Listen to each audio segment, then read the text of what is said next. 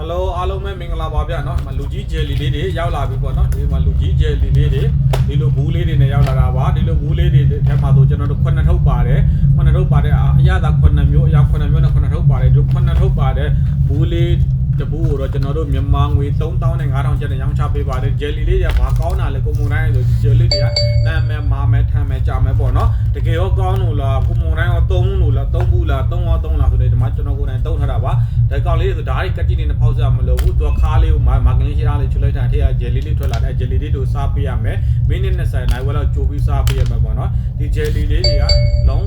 ဝကောင်းတယ်ကျွန်တော်ကိုယ်တိုင်ကိုသုံးလို့ဒီမှာနော်တစ်ထုပ်လဲမဟုတ်နှစ်ထုပ်လဲမဟုတ်ဘူးနော်ကျွန်တော်သုံးထားတဲ့ခွန်လေးတွေကျွန်တော်သိမ်းထားတာပါဆိုတော့နော်ဒီဂျယ်လီလေးတွေကိုမှာကျွန်တော်ဆိုလို့ရှိရင်တော့ဖုန်းနံပါတ်က3996933838ခွန်ဆိုတော့ဖုန်းလို့ဆက်သွယ်မှာပေးပါအဲ့ဒီဖုန်းလေးဆိုရင် Viber လဲသုံးတယ် Telegram လဲသုံးတယ်ပေါ့နော်နောက်တစ်ခုက25228883ဆိုတော့ဖုန်းလေးကေပေးဖို့ပဲကောက်ဖွင့်နိုင်ဖုန်းလေးဖြစ်ပါတယ်ဟွာပေါ့နော်ပစ္စည်းရောက်ငွေချေပို့လို့ရတဲ့မျိုးပစ္စည်းရောက်ငွေချေပို့ပေးပါတယ်ဒါမှမဟုတ်ပို့ခါလေးတို့ကျိုးလက်ခိုင်းနေတချို့ရဲ့အကိုတွေကပစ္စည်းတွေပို့ခိုင်းနေ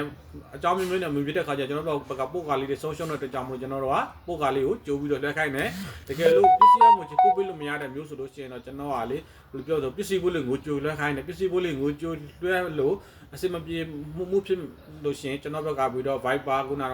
69333838ခုကျွန်တော်ဖုန်းလေး Viber ဗီဒီယိုကောလေးခေါ်ပြီးကျွန်တော်တကယ်အမှန်ကန်ရောင်းတဲ့လူပါတကယ်အမှန်ကန်ရောင်းပါတယ်ဆိုတော့ကျွန်တော်အာမခံတက်တည်လေးပေးတယ်ဗျာနော်